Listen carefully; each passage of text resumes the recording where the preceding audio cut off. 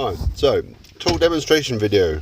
I got sent a Evolution Rage 230 circular saw. That's what it says in the box that I'm pointing to now. I'm having to speak over this because you can't hear a thing for the wind when I recorded this, which is a bit of a shame. There's a bunch of people about there as well, so that made it even a bit more embarrassing. So I hate watching these unboxing things, so I tried to just crack on with it, but maybe made a bit of a faff of it anyway. So I will eventually sort the knife out and open it up.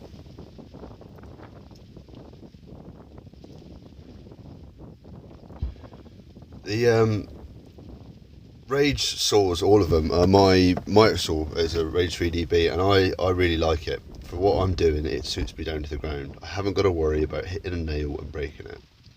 I love them, and they seem to be, so far, as tough as you'd hope they would be. We're finding out with this one. There in the top of the box you find the slide, or depth gauge, something like that. I don't know what you call it quite, but and then in there's a box, there's a pack of batteries, your safety glasses. The batteries I couldn't work out what they were for. Spare set of brushes, and I think that was it. Then the saw itself. It's a bit of a beastie actually. It's a good lump in your hand. It would try your arm if you're wielding it all day, it's true. But I don't mind that sometimes when it comes to something like that. If you're after a decent sized saw, you're after a decent sized saw. So, in actual fact, that kind of encouraged me even more, really. Okay, so batteries are for battery holder, which is for laser guided. Let's see how this works out. So, first actual cut, box profile tin. Always a little bit of a bugger to get going because the back of the guard, as it curls up around starting the cut, it snags on the start or the first bit of the tin. It's a terrible way of describing it, but if you've ever done it, you'd know it. It's a pain in the ass.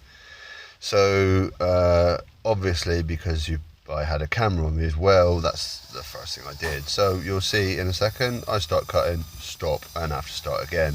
Always the same, but there you are. Once I got myself sorted out, started actually cutting in earnest.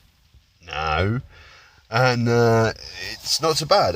Then it would only try and snag at one point in every valley, but no more than, well, better than a grinder would be. Much quicker, colder, and no burning, which is the important thing. That plastic cover, paint stuff, it's still not burnt, it's still in good nick, it won't rust. So again, at this point I was talking, you can't hear it. This is the cut. It was my first cut with a new saw, so it's always going to look a bit cack-handed and always going to look a bit different, a bit rubbish. But the saw itself did a good job, except for this little bit here, which, well, that's me faffing about at the start. You can see there's only the stringy bits are actually only the paint and not the metal at all. It's a nice clean cut. Happy with that. This is me telling you that we've been happily cutting metal sheets all day, and now we're going to give it a whirl with the diamond disc on, because it's got one and it'll take one, and see what it'll do with fibre cement sheets. Having thought about it, I haven't told you a lot about the specs of the saw and all the bump and that, but I figure you're going to look that up on Evolution website, you're going to look that up, you're going to see that. Somebody else will do a video and tell you all about that stuff. I wanted to know what it actually do, and I figured that's what you want too, so I'm just trying to show you that. So far so good. I realise there's probably a lot of people out there that's going to be thinking, how can you possibly use a circular saw for this sort of thing? But, well, it's got a diamond disc, let's give it a whirl, I thought. I think I'm cutting a foot off when I did this. Well, as far as I'm concerned, a foot on the guide is quite a lot in the first place. I was quite took up with that. It was the same story as with the box profile.